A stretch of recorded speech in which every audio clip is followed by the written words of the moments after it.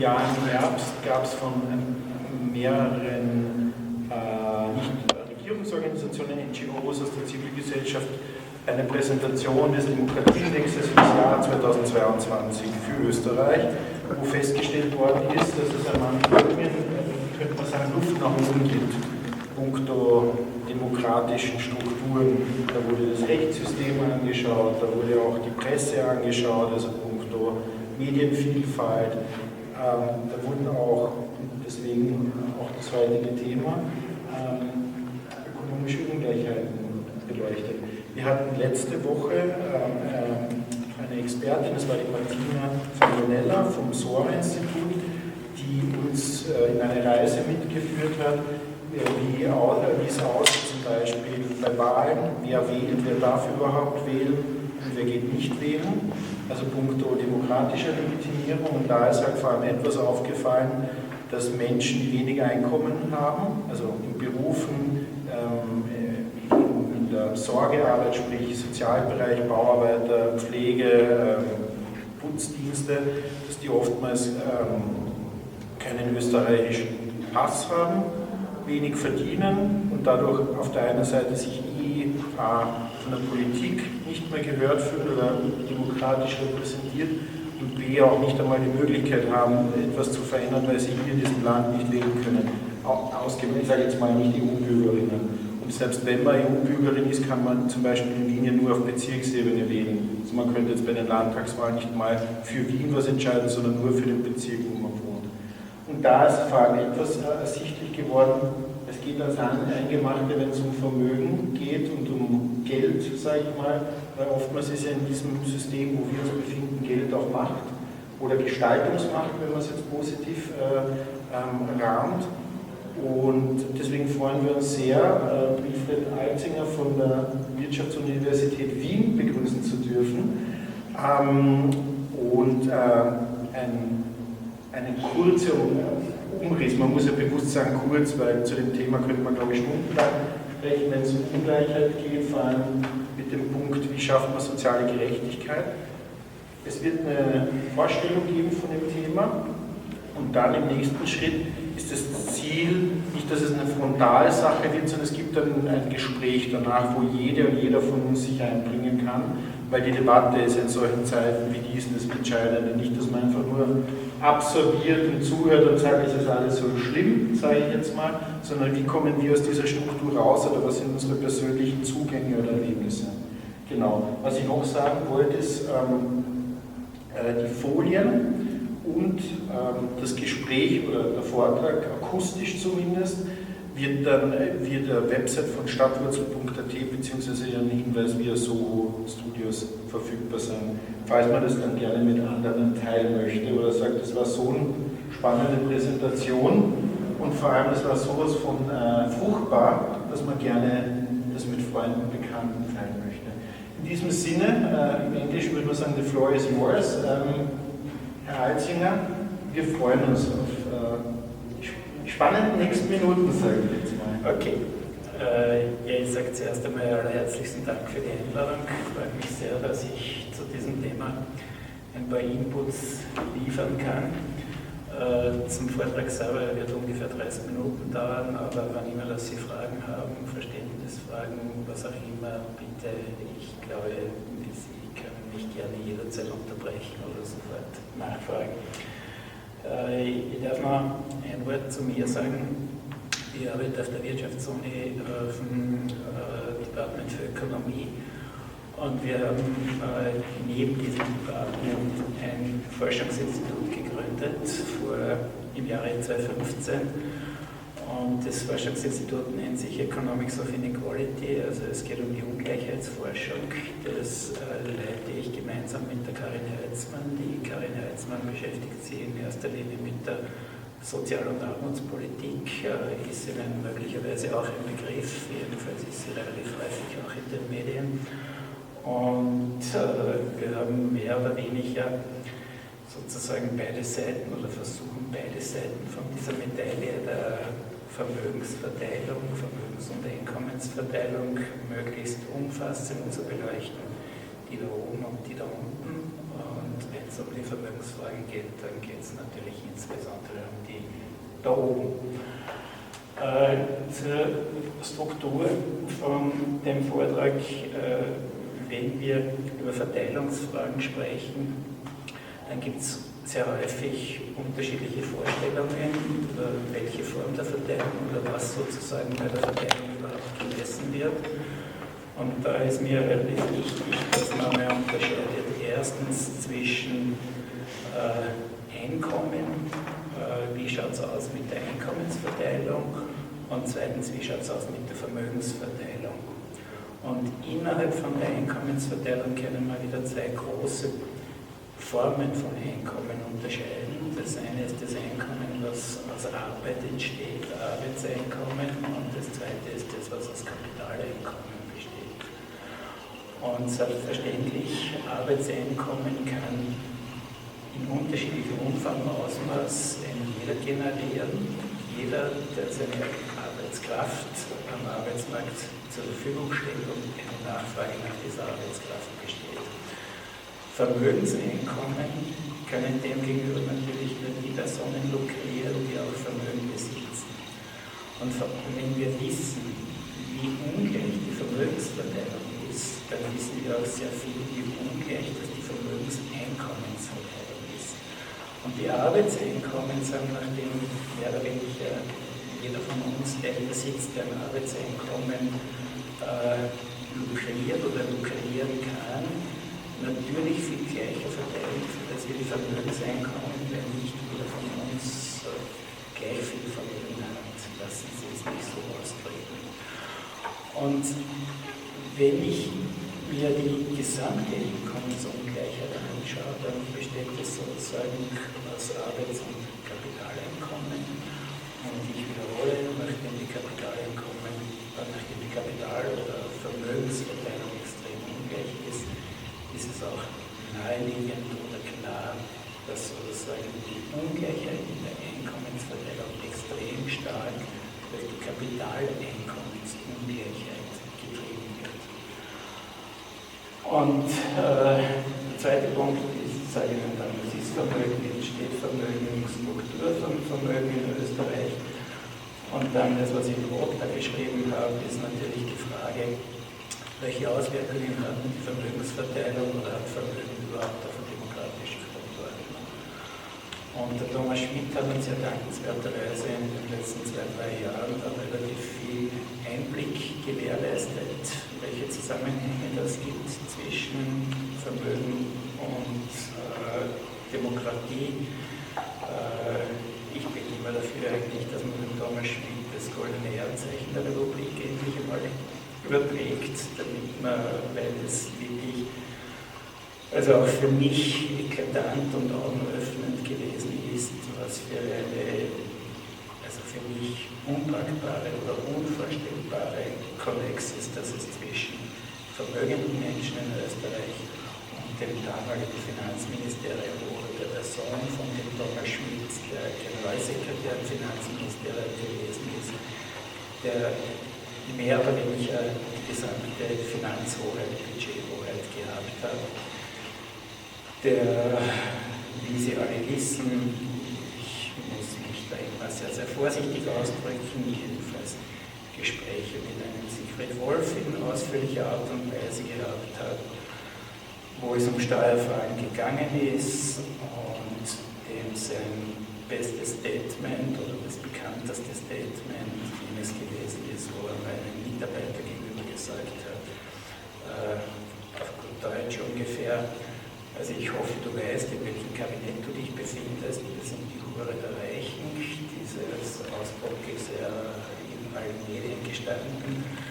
Und das ist schon etwas, wo ich mir denke, also auch wenn man in Chats etwas unvorsichtig oder wo auch immer ist, dass man das in einer derartigen Offenheit sagen kann, das war für mich also wirklich frappierend, würde ich einfach sagen. Und diese Frage oder in diesem Kontext werde ich auch versuchen, ein paar Worte zur Vermögensfrage und Demokratie zu sagen. Und nachdem wir nicht dort stehen bleiben sollen und dürfen, dass die Welt eine Katastrophe ist und die Vermögensverteilung ganz ungerecht und was auch immer ist, geht es natürlich in erster Linie um die Frage, was kann man dagegen machen, und dafür habe ich eine abschließende Folie vorbereitet und ich glaube und hoffe, dass das insbesondere für die Diskussion dann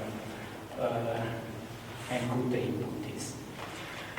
Auf der Folie, erlauben Sie mir, dass ich aufstehe, möchte ich noch einmal die Frage, was sozusagen, welche Formen von Einkommen gibt es. Also wir befinden uns hier nicht in der Vermögensverteilung, sondern wir befinden uns in der Einkommensverteilung. Und ich habe gesagt, es gibt Einkommen aus Arbeit und Einkommen aus Kapital, vorausgesetzt man hat Kapital.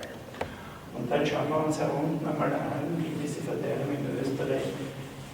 Das ist eine Studie, die gemacht wurde schon 2011 mit Daten für 2010, aber da hat sich nichts Prinzipielles geändert. Wir haben die österreichischen Haushalte hier aufgetragen, von den ärmsten Haushalten zu den reichsten, also die Gesamtmenge ist 100%, das heißt, jeder dieser einzelnen Balken ist ein Perzentil. Und wir haben zwei Farben von Einkommen, blaues Arbeitseinkommen und rotes Kapitaleinkommen. Und dann haben wir hier zwei runde Grafiken, die uns erstens zeigen, die Struktur der Einkommen von den unteren 95% der Haushalte. Das sind nicht nur arme Haushalte, sondern das sind einfach von den ärmsten 1% bis zu den doch relativ reichen 95% schon. Und da sehen wir zweierlei, und dort gegenüber haben wir das oberste, die Struktur und den Umfang vom obersten 1% der Haushalte. Und wir sehen, wenn wir uns wenn ich da jetzt sage, das ist der untere Teil, das klingt ein bisschen nicht korrekt, das sind die unteren 95%. Und das Durchschnittseinkommen von den unteren 95% Jahresbruttoeinkommen, Prämieeinkommen vor Steuer, waren 37.000 € pro Jahr. Und dann vergleicht man das oberste 1% mit 316.000 €, das ist das 8,3-fache. Also ein enormer Unterschied einmal jetzt im Umfang, Ausmaß, in der Höhe, aber das Wesentliche, auf das, was ich sozusagen sehr stark in den Vordergrund stellen möchte, ist, wie schaut es aus mit der Struktur von diesen Einkommen? Wir sehen, dass die unteren 95% nahezu ausschließlich Arbeitseinkommen lukrieren und nur 3% von dem Gesamteinkommen ist Kapitaleinkommen. Und dem gegenüber haben wir beim obersten 1% 2/3 Arbeitseinkommen und 1/3 Kapitaleinkommen. Und das ist jetzt genau sozusagen der Punkt, die herunten haben kein Kapital, haben kein Vermögen, können kein Kapitaleinkommen lukrieren. Bei den obersten 1% hier habe ich eine extrem hohe Konzentration von Vermögen und dementsprechend natürlich ist die Struktur vom Gesamteinkommen eine vollkommen unterschiedliche zu der Struktur von den unteren 95%. Und das, was Sie sozusagen da hier aufgetragen haben, ist einfach, wir haben da oben die 316.000 und der Durchschnitt von den unteren 95% sind diese 37.000. Das wäre irgendwo in dieser Höhe. Also das ist der erste Punkt, der mir extrem wichtig ist, wenn man über Einkommensverteilung spricht. Es gibt zwei Formen von Einkommen. Wir kennen fast alle nur Arbeitseinkommen, also jeder hat ein Girokonto, aber das, was man dort Kapitalerträge erwirtschaftet, ist in der Regel eher lächerlich. Aber der wesentliche Punkt ist sozusagen, sind die Kapitaleinkommen. Und welche Formen von Kapitaleinkommen kennen wir? Drei unterschiedliche. Und die richten sich natürlich danach, welche Form von Vermögen gibt es. Es gibt ein Finanzvermögen. Finanzvermögen sind also alle Anlagen, Wertpapiere. Dafür kriegt man Zinsen, wenn im unterschiedlichen Umfang Ausmaß, also da sind es negative Zinsen. Wenn ich ein Immobilienvermögen habe, dann kann ich das vermieten, also ich kann es selber nutzen, ein Haus. Wenn ich ein zweites, ein drittes und ein viertes haben würde, dann kriege ich dafür Mieteinkommen. Und wenn ich Unternehmensvermögen habe, dann kann das Unternehmen in der Regel Gewinne erwirtschaften. Und das heißt sozusagen, je nachdem, welche Form von Vermögen das ich habe, gibt es unterschiedliche Renditen, komme ich in irgendeiner Form sozusagen zu einem Gesamtkapitaleinkommen. Das zeigt uns nur den Gini-Koeffizienten. Das Grüne ist für die Einkommensverteilung, das Rote ist für die Vermögensverteilung. Gini-Koeffizient ist normiert zwischen 0 und 1. 1 heißt, einer besitzt alles und die anderen 99 besitzen nichts. Wenn der Gini-Koeffizient 0 ist, dann heißt, jeder hat entweder das gleiche Einkommen oder hat das gleiche Vermögen. Das Einzige, was in der Grafik interessant oder wichtig ist, dass der Gini für die Vermögensverteilung 0,76 ist, der Gini für die Einkommensverteilung 0,38. Das ist genau das. Die Vermögensverteilung ist wesentlich ungleicher als wie die Einkommensverteilung. Welche Formen von Vermögen habe ich? Da wiederhole ich nur das, was ich zuerst gesagt habe. Es gibt ein Immobilienvermögen, da habe ich entweder einen Hauptwohnsitz oder ich habe weitere Immobilien. Es gibt ein Unternehmensvermögen und es gibt ein Finanzvermögen. Ich beschränke mich auf diese drei Formen von Vermögen. Man kann das dann noch beliebig unterteilen. Und Finanzvermögen gibt es natürlich vom Girokonto bis zu hochriskanten Aktien alles. Das, was die ÖMB, die Österreichische Nationalbank, misst, ist das Nettovermögen, das heißt abzüglich der Verschuldung. Und Verschuldung gibt es eine besicherte, das sind die Hypothekarkredite, die Häuserbauer in der Regel, oder wo die Banken in der Regel noch ins Grundbuch reingehen, und das ist ein unbesicherter Kredit, der vom Umfang her nur einen Bruchteil von den besicherten Krediten natürlich ausmacht. Das heißt, berechnet wird in der ÖMB immer die Nettovermögen. Das sind die drei wesentlichen Punkte. Also ich konzentriere mich, ich versuche, die gesamte Vermögensstruktur auf diese drei Vermögensgruppen runterzubrechen.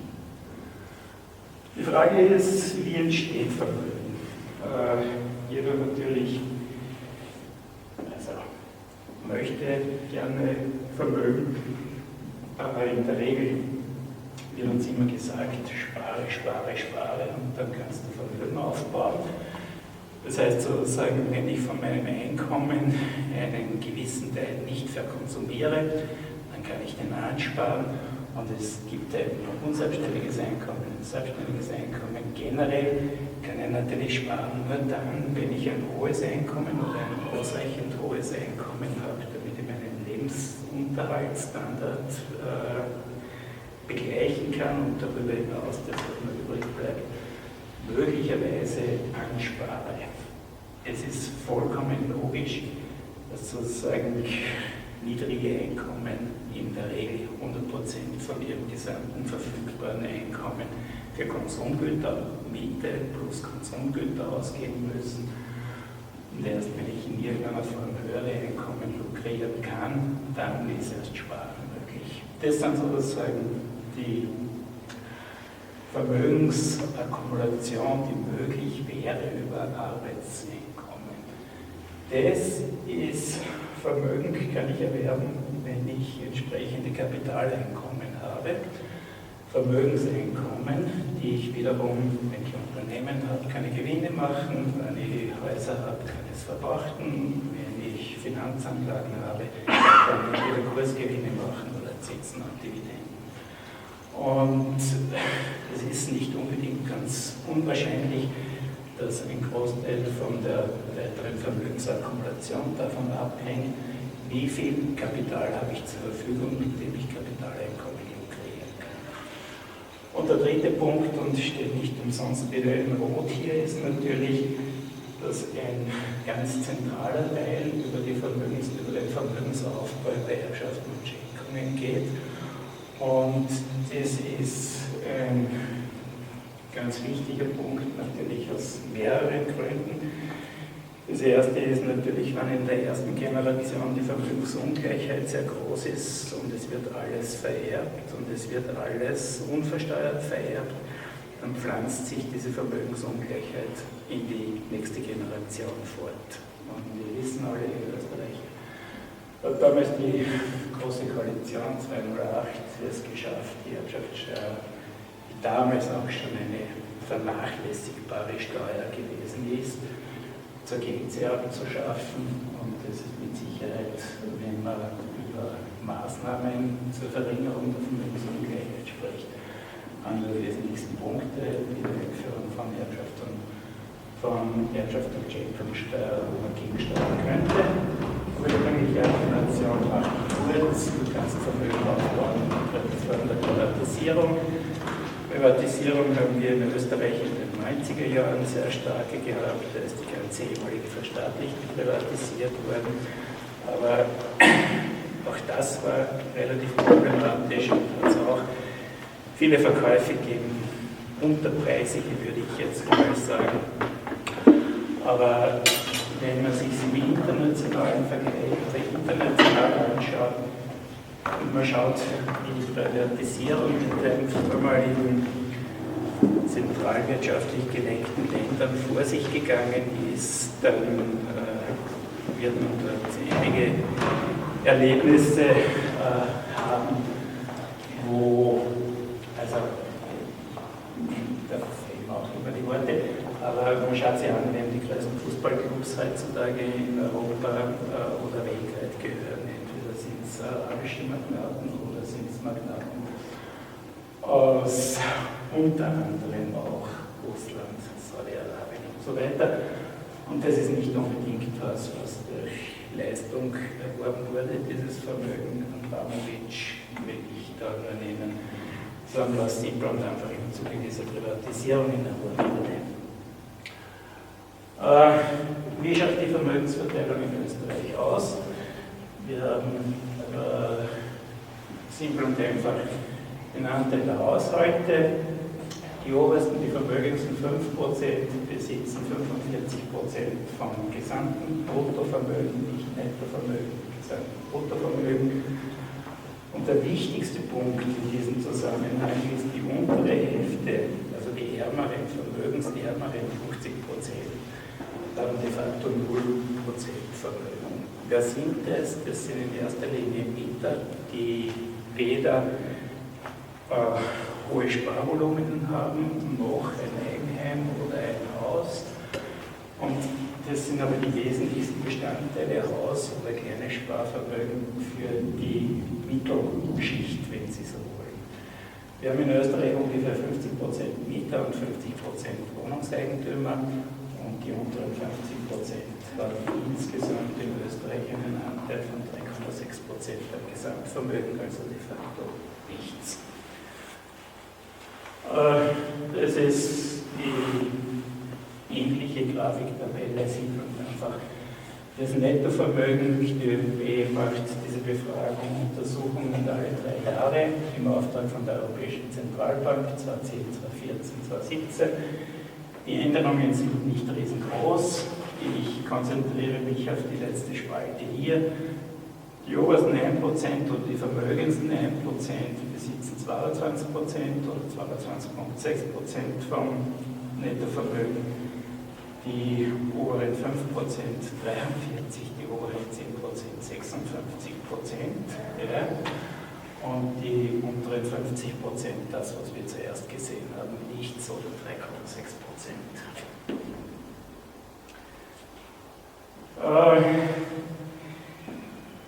Es ist, wenn man über Vermögen spricht, relativ wichtig, dass man ein bisschen unterscheidet, welche Formen von Vermögen, und dann ist die nächste Frage, was vermag Vermögen?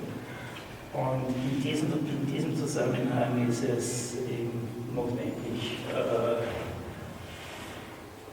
3 zumindest Klassen von Vermögensbesitzern zu unterteilen. Und auch das bezieht sich auf eine Studie von der Nationalbank, die in diesem Bereich eigentlich die tonangebenden Ökonomen sind und die uns das meiste Material zur Verfügung stellen. Die unteren 50% sind die Mieter, die haben weder Wohnungseigentum und dann, wenn Finanzvermögen in sehr, sehr, sehr kleinen Umfang. Das nächste sind die Eigentümer, die Wohnungseigentümer, die, wie gesagt, entweder Haus oder Wohnung haben.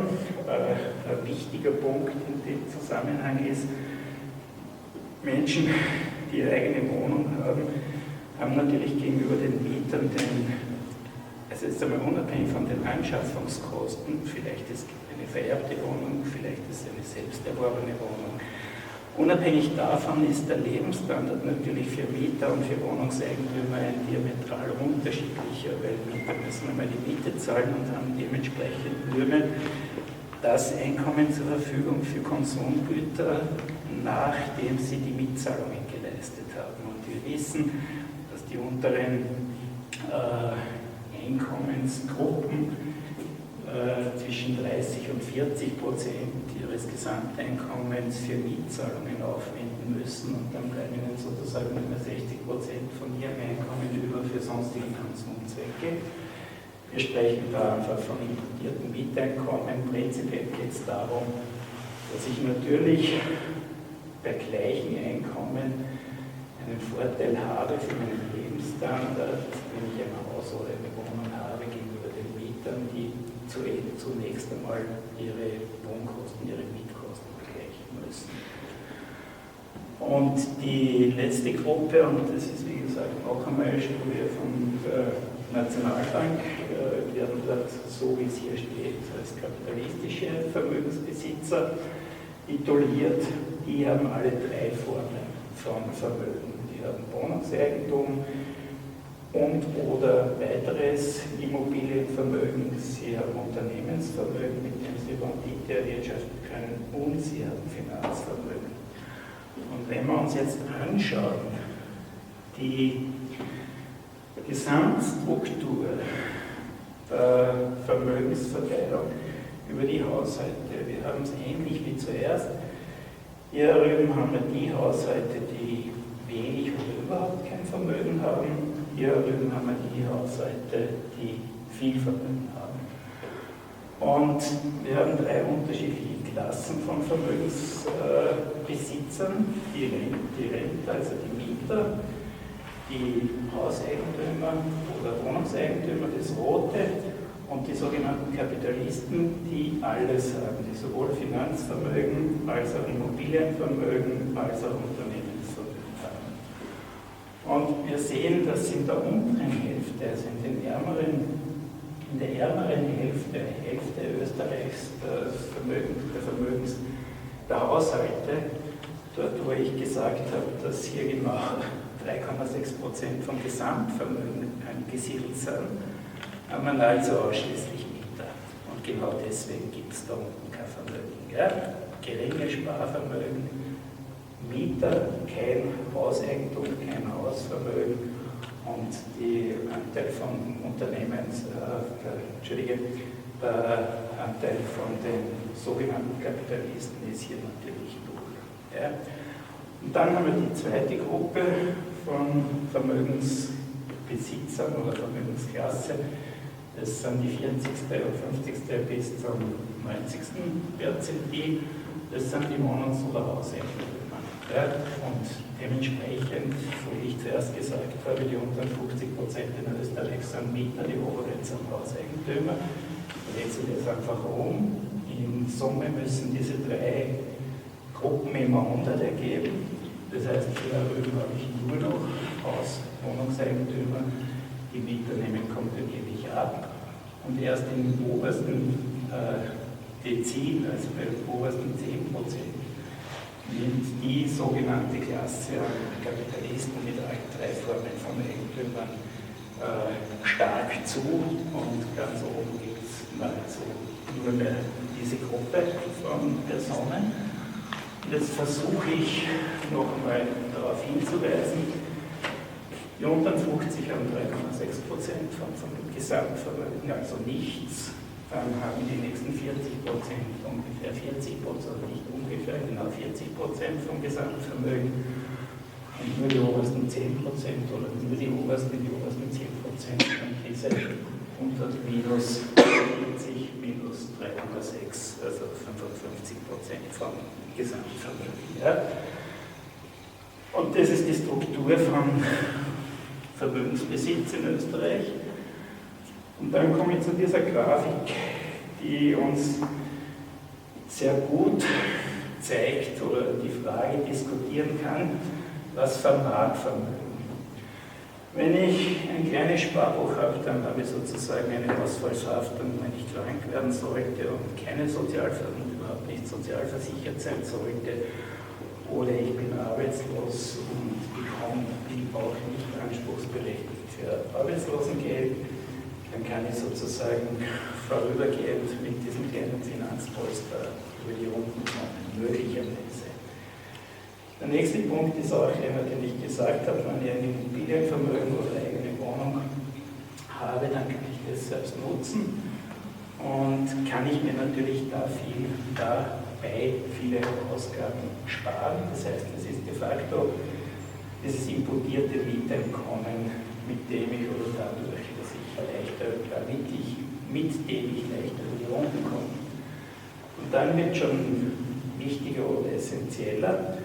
Wenn ich Vermögen habe, kann ich natürlich Erträge erwirtschaften, je nachdem, welche Form von Vermögen das ich habe. Wiederum bringt Mieteinnahmen, Unternehmen bringt Gewinne, Finanzvermögen kann Zinsen oder Renditen erwirtschaften und das ermöglicht sozusagen Kapitaleinkommen. Das Status, das sieht man weg. Da fällt mir immer nur der Richard Lugner ein. Warum? In Österreich werden jährlich im Top 3 die 100 vermögendsten Familien publiziert. In der Regel wird da täglich keiner drinstehen von den wirklich Vermögensbesitzern.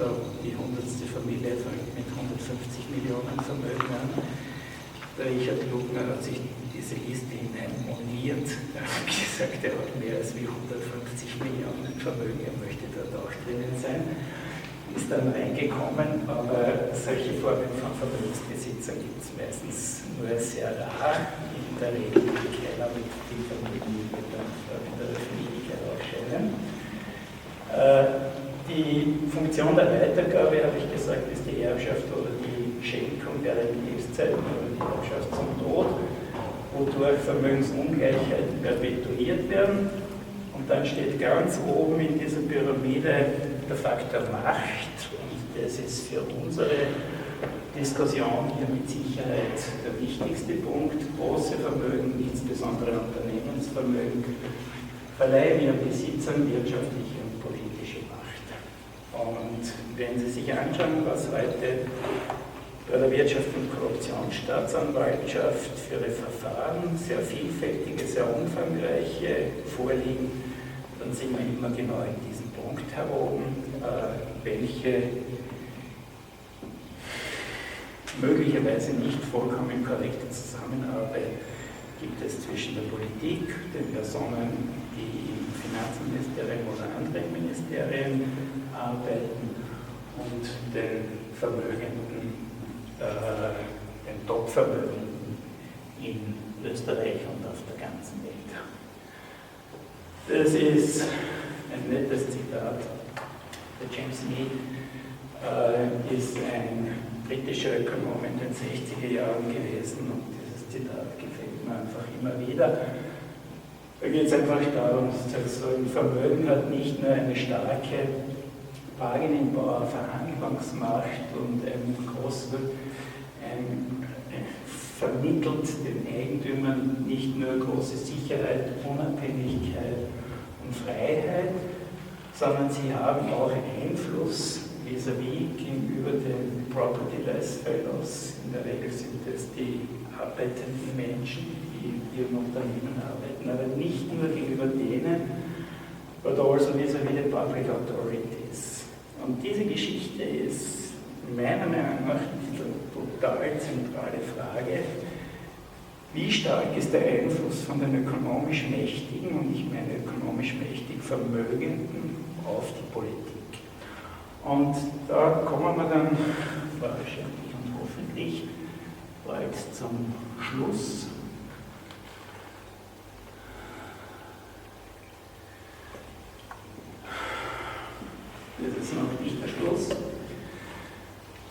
Zusammenfassung.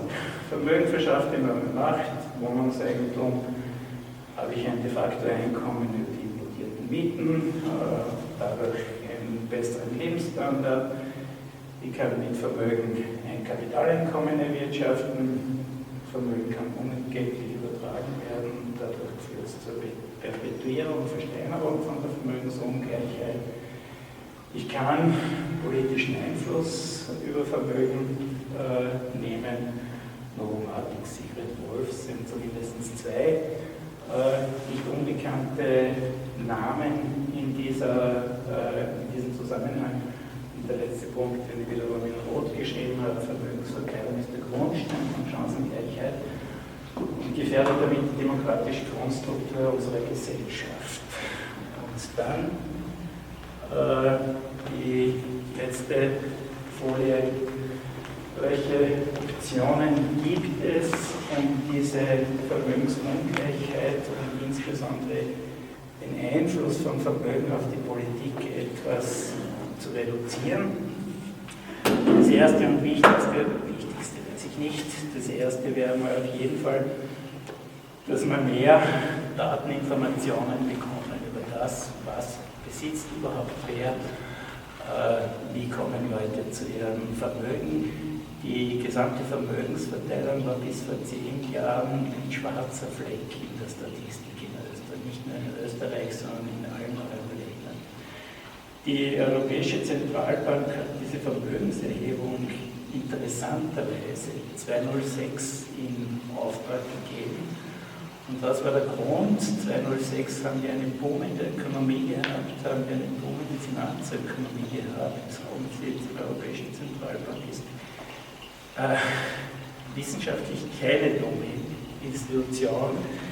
Die haben damals bei diesem Finanzboom schon geahnt, dass es starke Zusammenhänge gibt zwischen der Finanzwirtschaft und der Vermögensverteilung generell, und die Frage, was sozusagen der sogenannten Transmissionsmechanismen zwischen der Produktion in einer Ökonomie und der Finanzwirtschaft gibt, und haben deswegen diese Studie damals in Auftrag gegeben in allen Euro-Staaten, Euro-Ländern, und die wurde 2010 dann zum ersten Mal, also nach der Finanzkrise, nach 2008 zum ersten Mal durchgeführt, und wie gesagt, alle 3 Jahre, und seit damals haben wir in diesem Bereich zumindest mehr Informationen.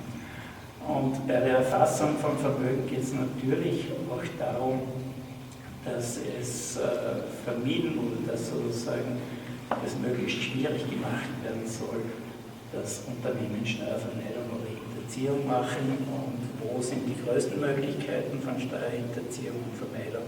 Natürlich bei Unternehmen, die in 10, 20 oder 30 Ländern ihre Affiliations, ihre Tochterunternehmen haben, dann gibt es Transfers und gibt es Verrechnungspreise und Bipapo. Und die wirkliche Katastrophe ist, dass es darüber viel zu wenig Informationen gibt, keine Aufzeichnungspflicht. Und wenn ich zu den Panama Papers zurückkomme oder was auch immer, sind das alles Geschichten gewesen, die von Investigativjournalisten aufgedeckt wurden. Aber eigentlich sollte es Aufgabe des Staates sein oder der Steuerbehörde, der Steuerprüfung in den einzelnen Ländern, dass derartige Maßnahmen, dass derartige Geschichten nach Möglichkeit unterbleiben sollen. Verstärkung der Wettbewerbs- und Kartellbehörde. Man kann jeden Tag überall das, was hier steht, wiederum in den Zeitungen lesen. Mateschitz hat die EU-Steuerprüfung in seinem Haus. Warum? Weil der Verdacht besteht, bis dass wir zu den Ergebnissen kommen, wird es wahrscheinlich noch 3 oder 4 oder 5 oder 6 Jahre dauern, keine Ahnung. Aber es geht sozusagen auch bei ihm zum Beispiel um Machtmissbrauch. Ich glaube, dass man die gesamte Vermögensverteilung und was man dagegen machen kann, sehr, sehr breit diskutieren muss. Ein ganz wichtiger Punkt ist sicherlich, dass man ausreichend unabhängige Medien hat. Ich habe da nur jene genannt, die in der Regel bei Investigativjournalismus mit dabei sind, Standard, Profil, ORF. Da kann man natürlich dazu tun. Verstärkung der unabhängigen Justiz. Die Wirtschafts- und Korruptionsstaatsanwaltschaft hat irrsinnig an Bedeutung gewonnen die letzten Jahre, irrsinnig Arbeit bekommen und ist genau dementsprechend angefeindet von den Personen, die da jetzt mehr untersucht werden. Und ich glaube, dass man in dem Bereich nicht genug Personal abstellt, für diesen Bereich nicht genug Personal abstellen könnte. Einschränkung von Trägereffekten, Sie wissen alle, wo der Kurz heute ist, oder der Blömel, oder damals der Schröder und die Wischlik. Also es ist nicht beschränkt auf eine Partei, sondern es ist relativ durchgehend, dass Politiker nach ihrem Ableben in der Politik wiederum aufscheinen irgendwo in der Wirtschaft. Und dann gibt es 3 Möglichkeiten von Besteuerung von Vermögen. Ich kann eine Bestandsbesteuerung machen, das heißt sozusagen den Vermögensbestand mit jährlich 1% oder whatsoever besteuern. Ich kann den Vermögensertrag besteuern, das ist in Österreich in erster Linie die Körperschaftssteuer, also jegliche Form von Gewinnsteuer. Oder ich kann den Vermögenstransfer besteuern, das ist die Erbschaftssteuer oder die Schenkungssteuer. Wenn immer mal in Österreich eine Diskussion anfängt über die Vermögensteuer, geht es nicht aus den und den Gründen, aber über die Erbschaftssteuer geht es aus den und den Gründen nicht und über die Ertragssteuer geht es aus den und den Gründen nicht. Ja. Die Vermögensteuer ist in Österreich 92 abgeschafft worden, die Erbschaftssteuer ist 2008 abgeschafft worden und die Körperschaftssteuer, die größte Ertragssteuer, hat einen kontinuierlichen Niedergang die letzten 20 Jahre erlitten. Warum? Das Argument ist natürlich aus Wettbewerbsgründen. Wenn Ungarn nur 9% Körperschaftssteuer hat, dann ist es natürlich in Österreich unmöglich, dass man 22% Körperschaftssteuer hat. Da kann man dann noch viel diskutieren. Der Punkt ist, dass diese sogenannten Kapitalsteuern in Österreich im Vergleich zur Europäischen Union extrem niedrig sind und die Besteuerung vom Faktor Arbeit extrem hoch ist. Und wir kriegen jährlich einen Bericht von der OECD, wo drinnen steht, dass Österreich im EU-Durchschnitt niedrige Kapitalbesteuerung hat, Kapital- und Vermögensbesteuerung und eine hohe Arbeitsbesteuerung und dass dort einmal eine Umkehr stattfinden sollte. Das bekommen wir wirklich seit 10 Jahren immer von der OECD berichtet und die OECD ist nicht unbedingt eine sehr progressive, linke Institution.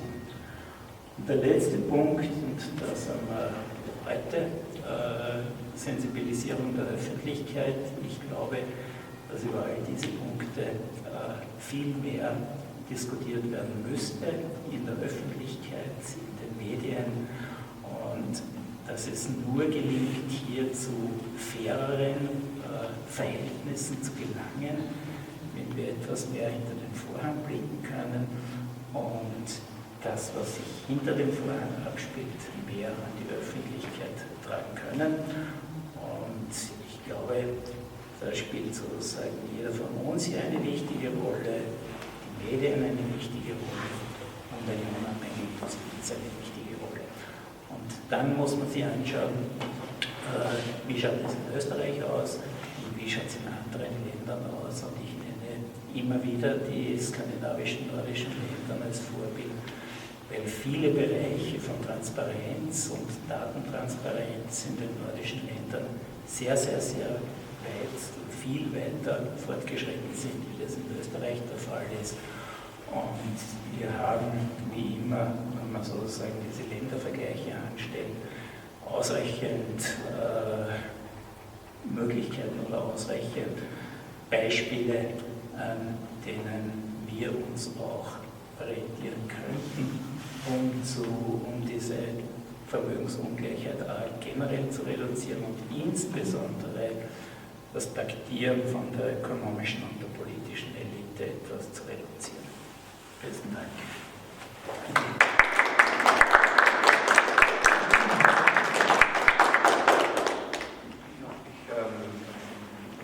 Ich werde jetzt ganz kurz zum Englischen wechseln. Ramiro Wong and the other two performers are here. to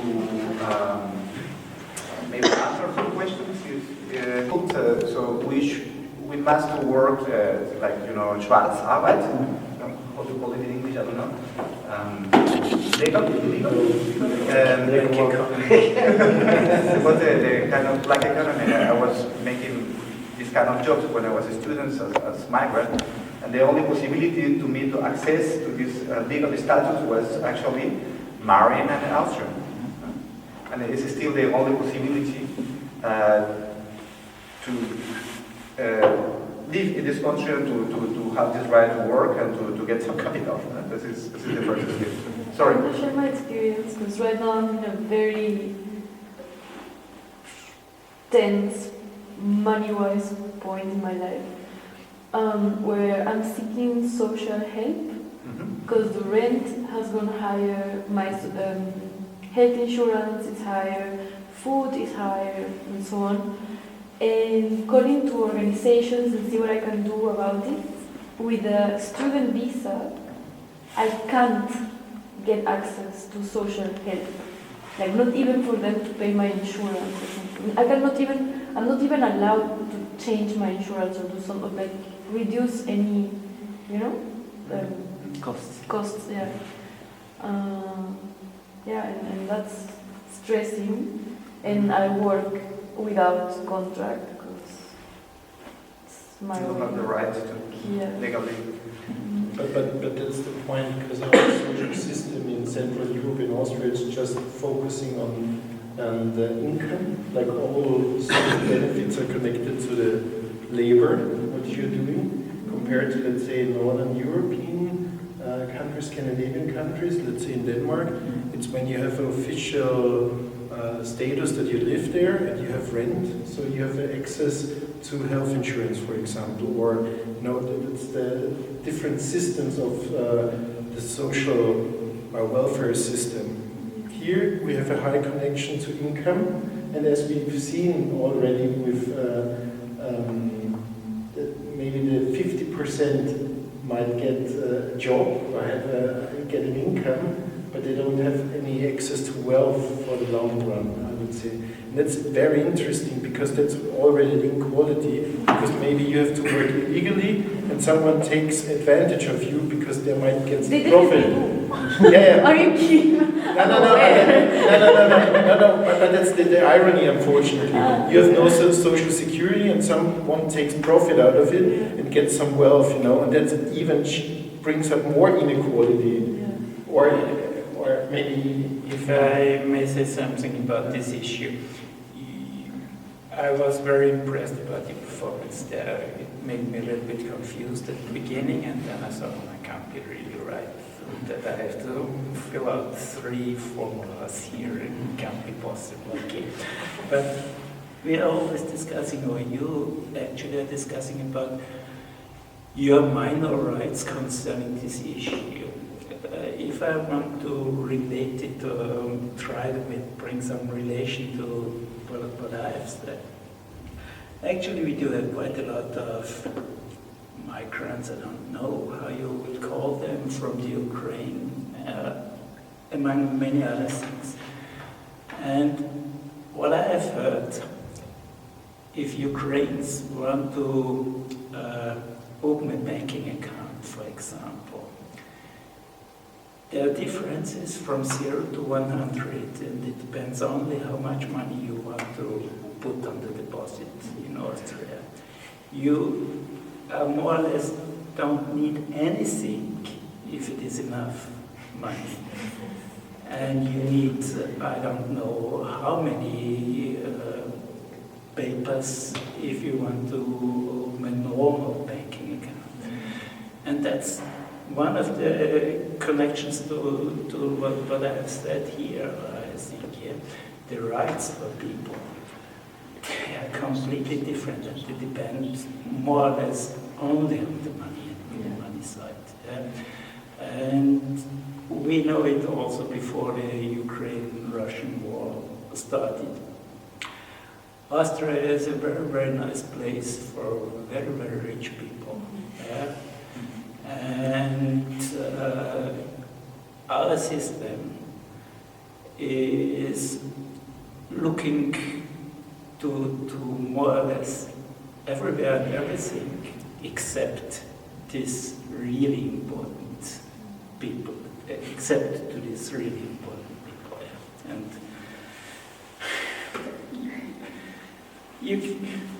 I would very much like to have some more information about the nationalities of buildings in the first district. Yeah.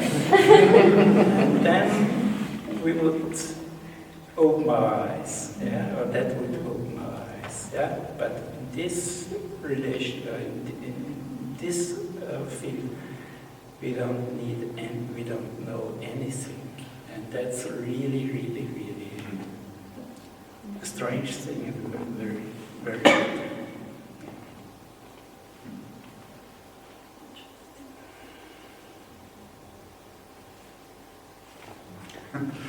I have a question, because you said only the last 10 years you know a bit more about the Vermögen of the rich people. Yeah, about the distribution we know a little bit more, yeah. But I mean, every person working, or no, every person having an income in Austria, you have to open it to the Finanzamt.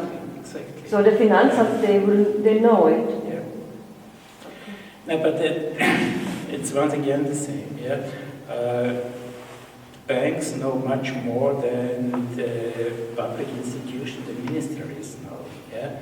But the banks could be enforced to open all the informations also to the public or the ministries, Okay. but they don't do that, yeah. Okay. If this would be actually the case, yeah, we would know everything who, sorry, I don't want to name any nationality, but we all know it.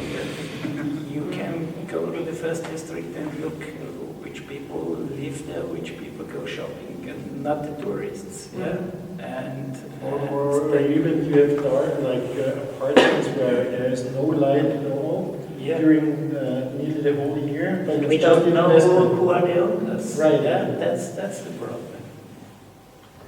The owners don't know agencies, trusts, whatsoever. Yeah. But there is no name. You never will find the name Abramovich or somebody else, someone else. Yeah. Maybe I'd like to point out or highlight one issue. Maybe it's a bit personal. Maybe we can come to some private thoughts. Because a former chancellor here in Austria from the Conservative Party, like from the People's Party, was saying once, like the only security is to buy their own apartment or house, like to get some wealth, or that's the only security basically. Because when you rent out an apartment, it's no security at all. And now we are part of, let's say, the Red Vienna, where it was all the time the argument to have a more equal society. It's better for the working class, so to say, that they can have a cheap rent for their apartment and have some certain stability. And I was just thinking about, because the case was when you have to, like, let's say, the only security is to buy your own apartment. In the case of now, interest rates are increasing, whatever, and when you read some others where kind of basically coming from the working class trying to build their house and basically nearly getting bankrupt, or let's say the bank is owning the house, not you, so to say, or some other bubbles were bursting in several countries. So is this maybe misleading that you should focus on owning a house, an apartment? Let's say it more ironically, maybe to create a debate. Sorry, this picture shows more or less everywhere. If you want to support the lower half, then you only can support the renters by social housing and so on. If you want to support this part, the house owners, then you can give them some cheap credits and so on and so forth. But if you want to buy a house, you always have to at least some financial issues by yourself, and then you are normally paying for your credit for the whole life. But all what I want to say, if you want to support the lower half of the wealth distribution, then you have to do something on the rent. If you want to support the upper middle class, that's here from the 15th percentile to the 19th percentile, if you want to support them, then you can support housing. But for me, the answer is quite clear. At least if I really want to make a social policy or a progressive policy, I have to take action here, not there. So the banks would like to have this. For the banks, it's perfect if they give credits to the house owners, since they do subscribe in the Grundbuch, and there is no risk for the bank, and therefore they do thoroughly support all measures on that the people can try to build houses or buy apartments. Yeah.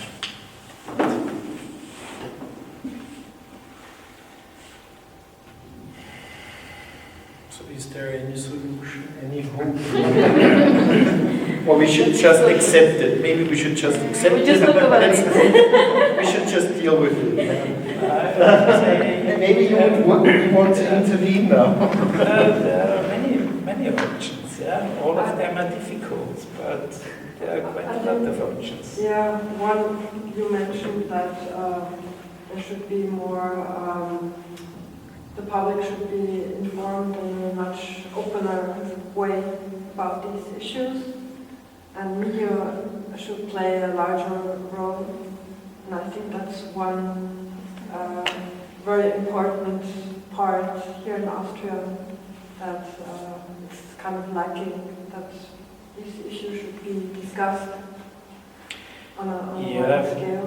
So all of us know that the media market is a pure mess in Austria. Yes. Yeah, if you compare it at least with Germany or France, or you can name it whatever you want. Yeah, and I think it was also rather interesting that we have heard or get a little bit more information about the collaboration between two of the largest medias in Austria with the former government headed by Kurz. Yeah, I mean, if you read that, always, I don't know where we are living. It's which country we are living. If we look to, if we get such information, and therefore I think I'm not very optimistic, but I'm not hopeless. Yeah. Since we have got so much information during the last 2-3 years, yeah, the kind of policy of the conservative government and Ibiza and name it whatever you want, and I think so. The actual results is, if you look to the results of the elections from last Sunday. First, Ibiza doesn't exist any longer. Yeah, people do forget within 3 years more or less everything. Yeah. Second, the Conservative Party has got what they really get, what they should get. Yeah. And the couple is really at least some kind of a positive reply. It will not be the solution, but it needn't be the case that everyone is going to the kitty party. Yeah? Since we have got really so much information about these chats from I really love it. Since he has opened our eyes to a very, very large extent. Yeah. Thanks to his external hard drive, he forgot. Yeah, it's really. The good thing is, maybe you see with irony, like big company like Apple, thanks to them that they have a synchronization with they had a synchronization with the hard drive. Maybe as well, I'd like to make maybe some connections, because some things were already done maybe 100 years ago, because once again, to the Red Vienna, there was some progressive taxation, like, for example, a kind of luxury taxation to cars, or to what is a kind of champagne, whatever, or even the German would say Wohnbausteuer, like the ownership, I don't know literally to English, like ownership taxation, whatever, more or less who was owning more, who was paying more taxes. Unfortunately, it's now on the federal level and not on the local, like Vienna level nowadays, that's taxation. But interesting things for me, like we had 100 years as well, kind of the same things. We had an unequal like share of wealth. You could say maybe there was a world war in between, so maybe it got more even when we come to Miss Thomas Piketty, as well with a little bit irony. But the other thing is there any hope maybe in that sense that maybe in the future some governments or some from the civil society, some pressure groups might say we should impose more taxes?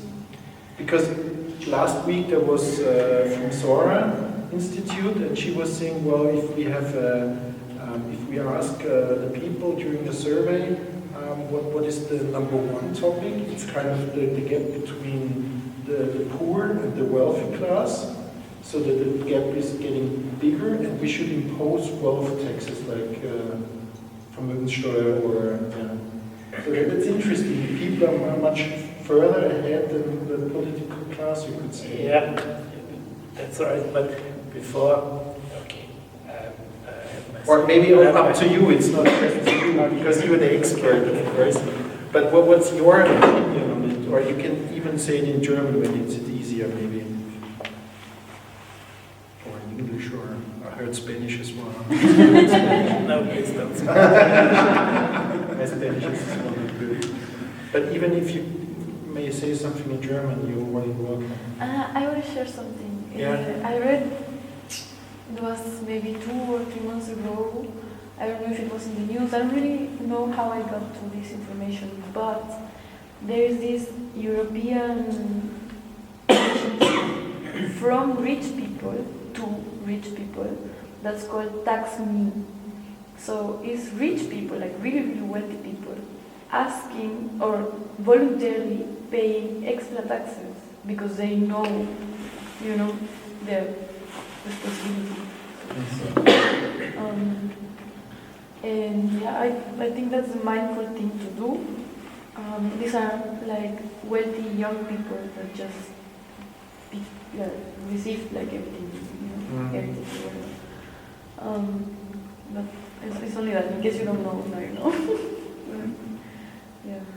I think that was there was a little bit debate as well. I forgot her name. She was in our news. Right, thanks, yeah. So there was a debate about equality and to give something back to society and have social security. But when you hear this or the presentation, what are your thoughts when you're going home? Well, we have to accept it, or oh my God, I should switch the country, or everything is hopeless, or I don't know, or we should build up some civil unrest and protests and demonstration, I don't know.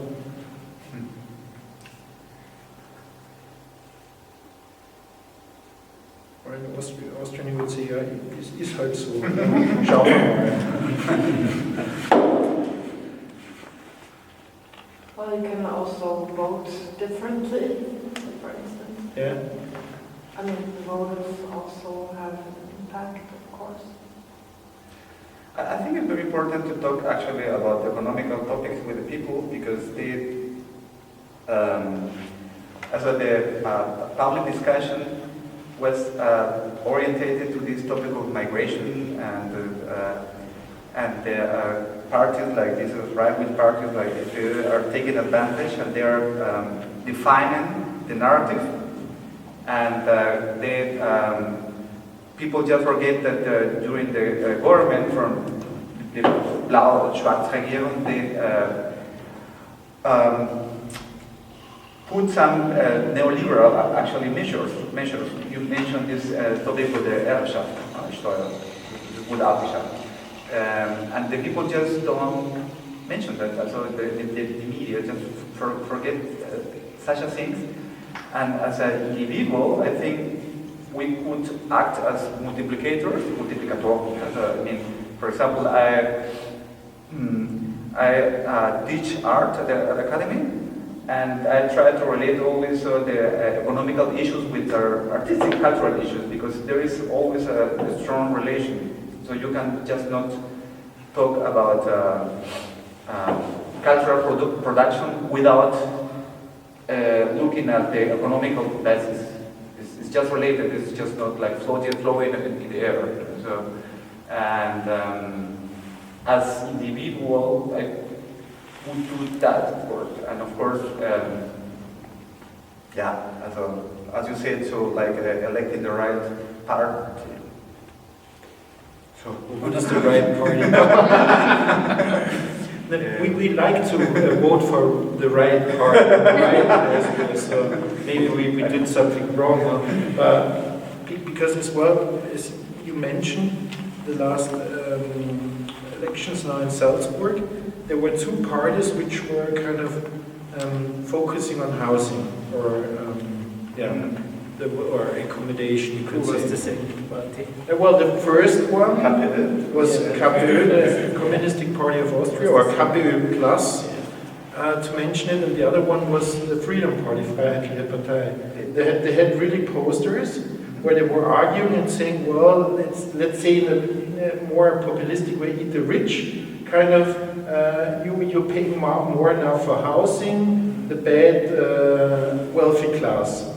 And that's interesting because both parties, you could say the one is very on the left and the other one is very on the right, but arguing for the same. The result is maybe something different. And that's the interesting thing, because some people might say, maybe let's vote for this party, like the Freedom Party, because they won't eat the rich too. Yeah? And we know them. But as you said, I mentioned there was Ivica, something on somewhere in Spain with some former politicians in Austria. People forgot it because they were talking not about taxation of the rich, they were more saying how we can get our aims more in the media or into the political world. That's interesting to me that in Austria everything that is progressive whatever by argumentation is more coming from the right, but they have their own agenda and not making social equality. And that's interesting because once again I come all the time with the Red Vienna maybe. But 100 years ago, the socialist, well, now Social Democratic Party, they had very progressive things. Taxation, eat the rich, you could say, working class. Yeah, well, at one point it ended. It was 34, and then the conservatives took over, you could say. But still, I don't know. Is there any light we can see somewhere in the mountains and say 100 years ago, the Red Vienna might come back? Or is this all gone and we should go home and looking for papers for other countries to sign some papers? If I may say something, that pessimistic. Yeah, Vienna is still really nearly every year by some kind of elections. It's the most wonderful city around the world. Why is this the case? So that's the qualification from I don't know which kind of people. Yeah. Why is this the case? Since you have relatively high security in many respects, you can go 3 o'clock in the morning nearly every place in Vienna and nobody will be killed. Need nobody. Yeah, and in addition we have in the international comparison a relatively fine housing policy, and that is related to our 100-year-old history. Yeah, I don't want to argue that everything is perfect, but in comparison, if you compare with Berlin, for example, Vienna is wonderful, really wonderful, yeah? And in this respect, I'm not so entirely pessimistic, yeah? I think, and that's once again what I've said before, if we want to make housing policy for the poor, we have to do something concerning the rent issues and the social housing issue, yeah? And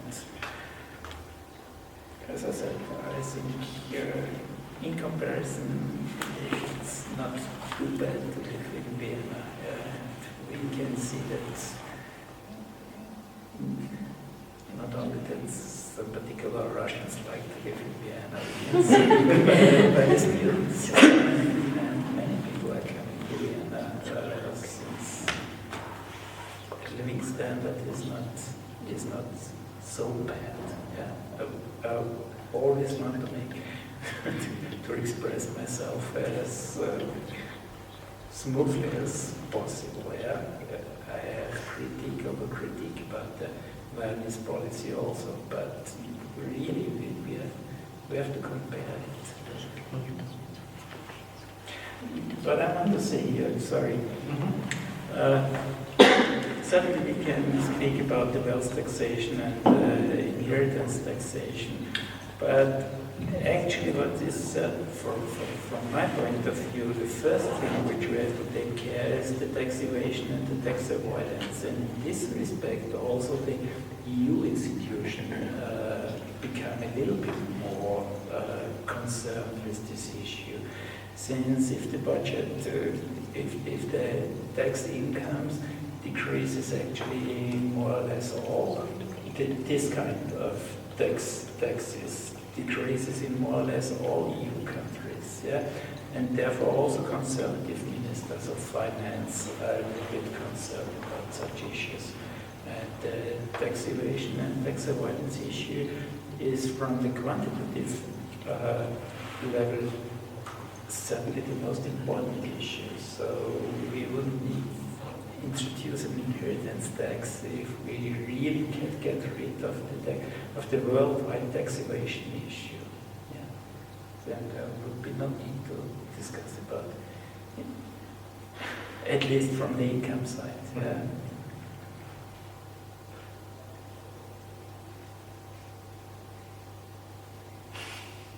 I have a question. Once a year there's the Armutskonferenz. Do you go there? I mean, because do they have like an impact on policies or? Yeah, I did join the Armutskonferenz twice or three times. That means not annually, yeah, also not very often. But they certainly do have a great impact. Yeah, Martin Schenk is one of the main speakers of the Armutskonferenz, and you can hear them actually really quite often in the media. Yeah, he is, I think, at least twice a month in the Small Journal or somewhere there. Yeah, and that's first of all they are making good policy, but the issues with which they deal, which they propose, are really very, very important issues. Yeah, the rate of poverty did increase to a large extent during the Corona crisis. Yeah, and we can see that in many respects, and therefore could be always more and more. His appearance or the appearance of the Armutskonferenz in the media. But generally speaking, I think it's also not, once again, not too bad. Yeah. So I'm always looking at least a little bit to the optimistic issues. Yeah.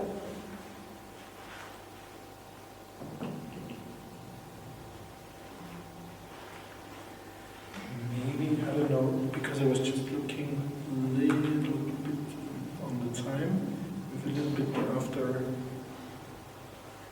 state.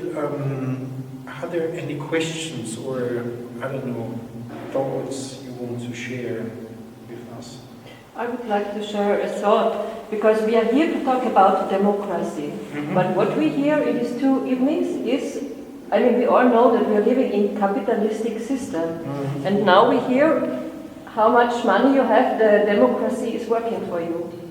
So we just have to stop talking and thinking about that. We are living in a democratic system. And name it right. I'm a bit sad about this. But it's so obvious what we heard last time and what we hear today from you and from you guys. So what is was ist das, was wir sagen, ja, was ist Demokratie jetzt tatsächlich zwischen uns? Weil wenn wir zwar jetzt hier sitzen, wir sind gleich, aber wenn wir rausgehen,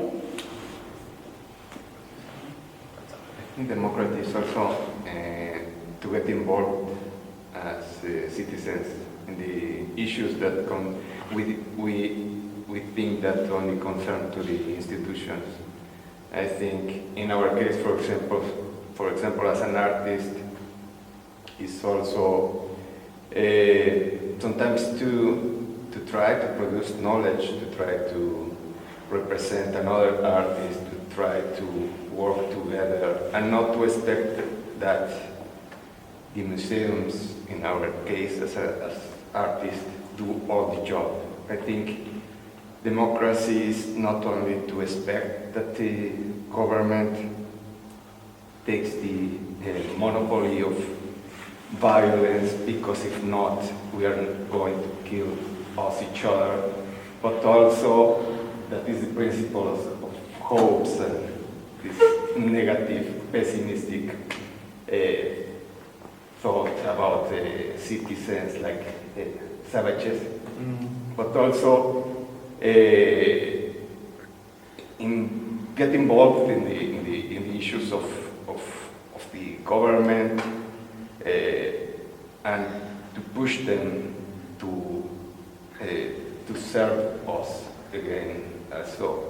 So I think the most beautiful and positive thought about the idea of government, of leadership, is to serve, but as we see, is forgotten. It's like more just the monopoly of violence and distributing as they wish the wellness and so on.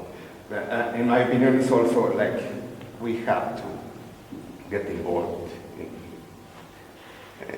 in our fields. I cannot speak about politics, but I can speak about art. In art, I cannot expect that the museum is going to call me as a migrant.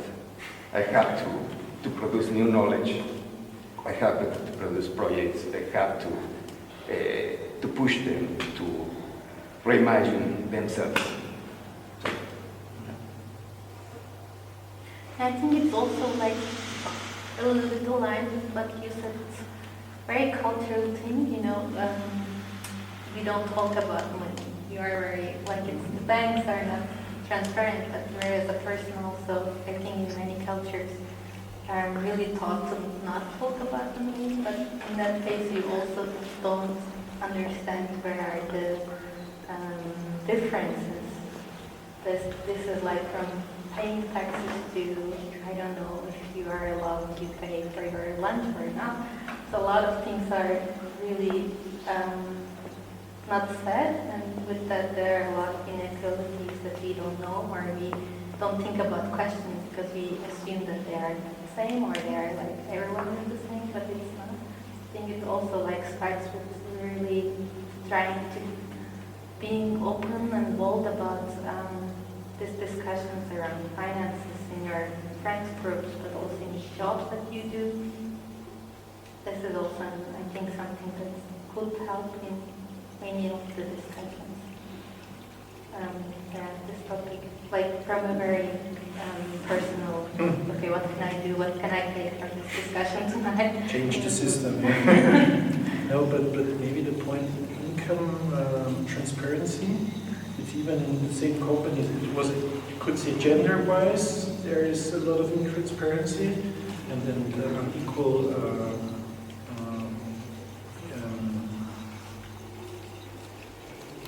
income.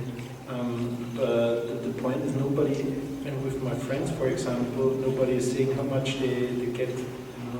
Nobody is saying how much they get earned from their job, so to say, because that's kind of a sacred.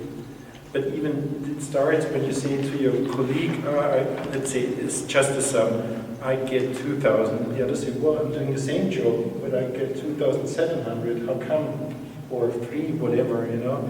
And you even that's just a small little part, like what we get from our jobs, because the wealth is somewhere else. It's not getting created by the income when we're working, to be honest, as we heard today. But it's very interesting. And one final thing, because I was saying so much, it's like luckily I forgot the name of this minister. He was, I think, from the People's Party, from ÖVP, and he was arguing that he's middle class, kind of, and he was a former minister, right? He was for health, whatever, and he's now owning a pharma company, and he's a millionaire, you know. And he's saying he's kind of so okay, middle class, and that's interesting. What is as well what you perceive as yourself, what you are, but by statistics, he's on the at least top 2% or top 3%, but he seems to be in the middle class. And what is middle class as well? Because everybody in Austria is middle class. Even if you would ask somebody who is getting not so much income, they would perceive themselves as middle class and say, no, we're middle class, we're doing fine, you know. Nobody's saying, there are others, they steal nearly our money. So that's interesting as well. How come? Because in France, for example, there's all the time kind of classic social unrest every year. There are protests, pension retirement system nowadays. 2 years or 3 years, even 4 years, we have the Gilles Vest, was it the yellow jacket, whatever, protest. So there's, but in Austria it's so unknown. Of course, there are other countries where it's well unknown, but to argue for something, because something, it appears to me, when we pay our taxes in Austria, we are happy because it's kind of an all-inclusive. You pay your taxes, they will take care of you, and you don't ask, they will take care of you. And if they don't do it, maybe bad service, you had bad luck, bad service quality instead. So that it's not the time that we are asking what we get for our taxes, or who is paying taxes, or whatever. Nobody's asking questions. That's the interesting point. We accept so much at one point. Maybe that's part of our culture, to accept something. Just have to add something. Yeah. The difference between living in Mexico and living here is not like so strong as you perhaps think. It's like I cannot yet dream on buying something, an apartment or a house here, as in Mexico. It's just a dream. I think the only difference is like to being here poor or middle class is not like this horror movie. Okay. It's like not so bad. Yeah. But it's still like unreachable to have possessions here if you are like an artist. I am also a designer. I do other jobs, not only an artist, to gain my money. But even though if I work a lot, it's impossible to buy something. So I think the world got totally neoliberalistic and not democratic, as you said. I have to say something related to these cultural workers. There is this fiction. I mean, if you look, for example, some magazines like Monopoly,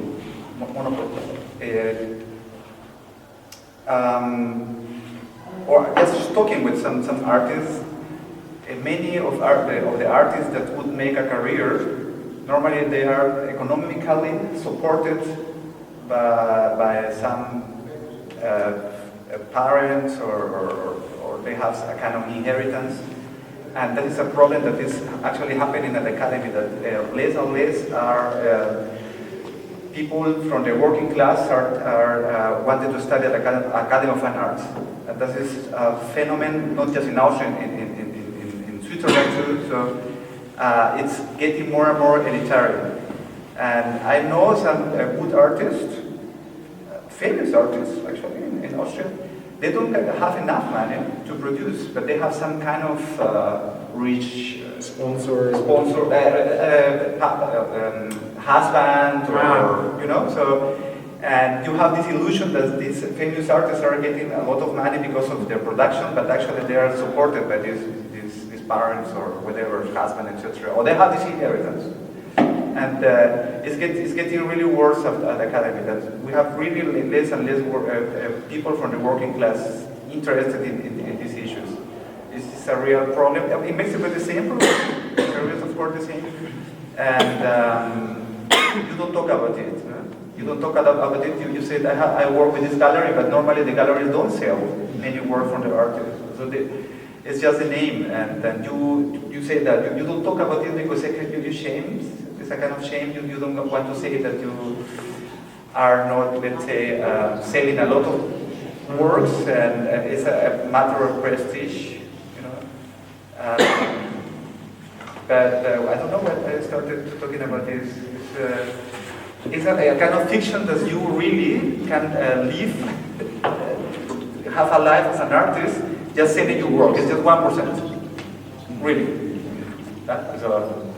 It's that this, I think it's very pessimistic what I say. Of course, and the solution is you have other jobs. You know, you make your artistic production, but you have another job. And in many cases, it's like teaching or working in cultural association, etc.